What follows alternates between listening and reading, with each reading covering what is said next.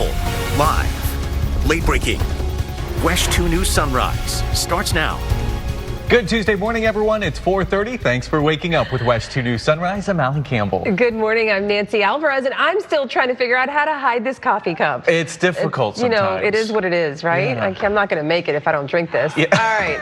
Let's get over to Eric Burris to start the day off with this chilly forecast, Eric. Good morning to the both of you. Listen, we just need to get the cup holders installed. We didn't get the upgraded anchor desk. Should have spent the extra couple of bucks. Anyway, this morning temperatures a little bit warmer, still sweater weather, sweatshirt weather out the door. We're going to keep plenty of clouds in. We may even have a few sprinkles later on today. Temperatures working into the upper 50s 9 a.m., around 69 by lunchtime, and a touch warmer this afternoon, about 72 degrees our high temperature. This morning, watching the clouds over top. Otherwise, it is a lovely start to the day. No rain on our radar for now. That's the good news. Temperatures running about 5-6 degrees warmer around town at this hour than yesterday. 55 in Orlando, 51 in Leesburg, 50 degrees in Ocala. Along the shoreline, it's the upper 50s to lower 60s. So it's a beautiful start. A few sprinkles, though, being added. That starts a change that brings some decent showers to Central Florida.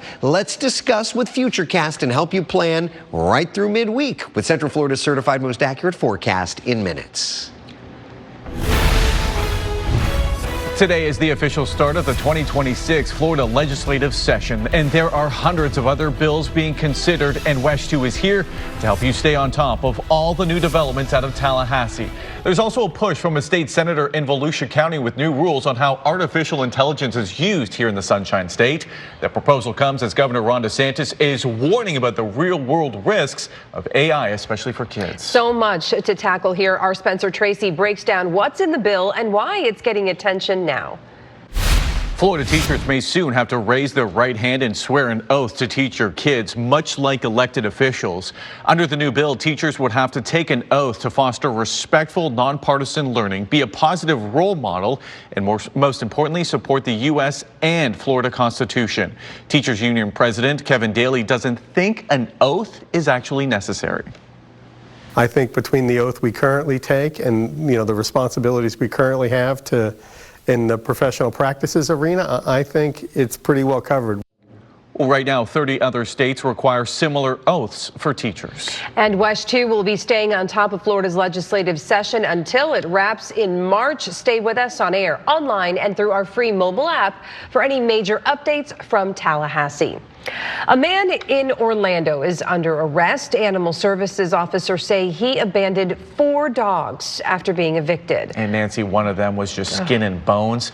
WESH 2's Haley Crumblehome tells us the man was arrested for more than just these charges. Just awful. All right, in Daytona Beach, firefighters say a dog is dead after flames tore through a home. Crews say flames and smoke were pouring from the house on Cathy Street when they arrived. A dog was found inside, and despite life-saving efforts, it did not survive. No people were inside the home at the time. Officials say the fire was sparked by improperly discarded smoking materials. 4:37 this morning, I want you to take a look at this new video. It shows the fiery aftermath after a crash at a South Florida gas station. Investigators say a driver lost control and slammed into the gas pumps in Hialeah last week. The driver had minor injuries and was treated at a local hospital. Police say they continue to investigate. New body camera video shows the moment Daytona Beach police say a man headbutted an officer while getting arrested. Bro, stop! What the f? Stop! You just headbutted a cop. I did not headbutt him, bro! Officers say 19-year-old Kenya Gray threw a baggie of cocaine under a car, but then denied having it. While getting put in the patrol car, officers say you can see him headbutt the officer. Now he's facing battery on law enforcement charges on top of those drug charges. A group of homeowners in Mount Dora are now pushing to make major upgrades to the city's stormwater infrastructure. It all comes after strong storms in October tore apart roads and yards. People in the Dogwood Mountain subdivision say they get all the runoff from the Waterman Village and the city public works facility. The stormwater flows to Lake Gertrude. One homeowner says neighbors are hoping for a total redesign of the stormwater system in the area and for new restrictions to be placed on developments looking at their impact on runoff. The development's going to happen, but they have to take care of the residents that already live here. We pay taxes. All the neighbors in the area will have a joint meeting with city officials. We know that is happening this afternoon at 3 o'clock at the Mount Dora Library.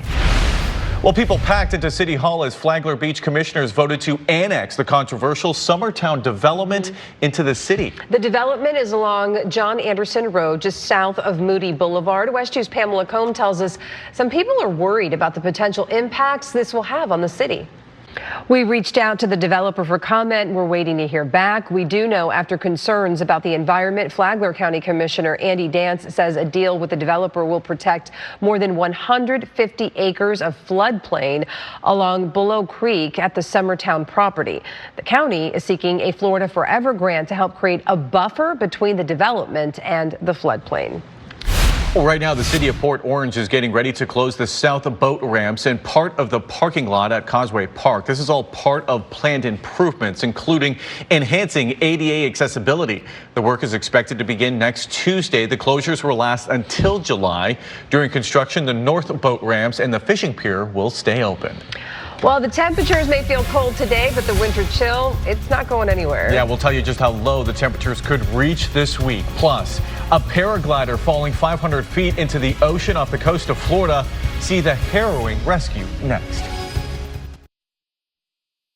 When you get your weather forecast from WESH 2, you get the advantage. We guide you through every forecast the same way. with accuracy, never hype.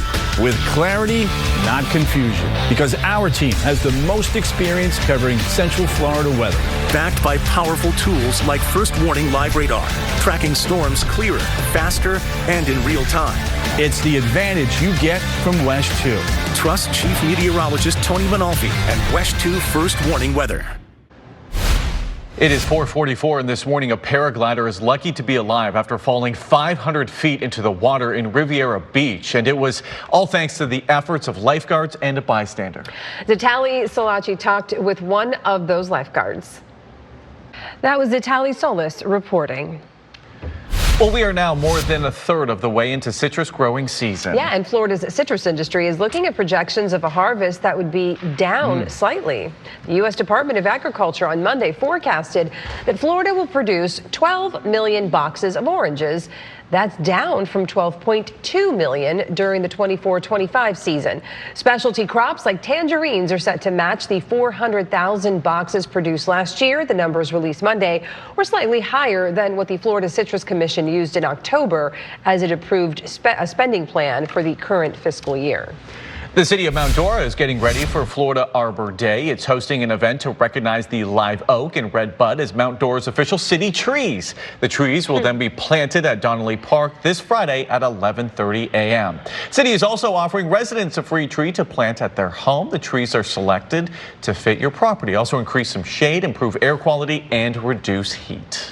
The city of Claremont also getting in on the celebrations with its own sapling giveaway. This Saturday, you can get a sapling from the Lakeside Pavilion at Lake Hiawatha Preserve. It is so early. Several hundred bald cypress and slash pine will be available while supplies last. This event runs from 8 a.m. until 2 p.m.